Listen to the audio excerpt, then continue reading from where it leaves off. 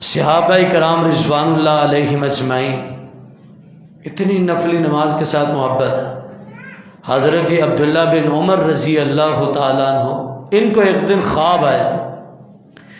ख्वाब के अंदर क्या देखा कि मैं जन्नत के अंदर हूँ, मेरे हाथ के अंदर रेशम का टुकड़ा है, मैं उसको कहता हूँ मुझे उड़ा के जन्नत में वहाँ पे ले जाता है, वहाँ से उड़ा के इधर ले जाता है। फरमाते हैं जब सुबह हुई मैंने यही ख्वाब हज़रत हफ्सा रज़ी अल्लाह तआला अन्हा के साथ शेयर किया। मैंने कहा मुझे ये ख्वाब आया। हज़रत हफ्सा रसूलुल्लाह सल्लल्लाहु अलैहि वसल्लम की ज़ौजा मोहतरमा, उन्होंने हज़रत अब्दुल्ला बिन उमर रज़ी अल्लाह तआला अन्हु का ख्वाब बयान किया रसूलुल्लाह सल्लल्लाहु अलैहि वसल्लम के सामने। आपने फरमाया था हफ्सा मैंने तुझे कहा नहीं था कि आपका भाई अब्दुल्ला बड़ा नेक आदमी है, काश के तहज्जुद की नमाज नफली नमाज पढ़ना शुरू कर दे।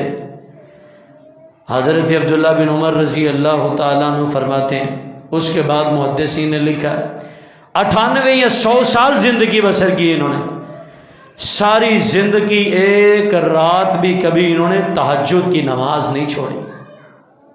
सारी ज़िंदगी हर रोज़ तहज्जुद की नमाज पढ़ते रहे। और मोहतरम भाइयों, अगर दुनिया के अंदर कामयाबियाँ कामरानियाँ चाहते हैं तो क्या किया करें? नफली नमाज पढ़ा करें, इजाफी नमाज।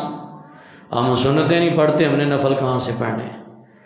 जो सुन्नतें मुअक्कदा रसूलुल्लाह सल्लल्लाहु अलैहि वसल्लम ने हमेशा की, हम उनसे जी चुराते हैं, उनसे दूर भागते हैं।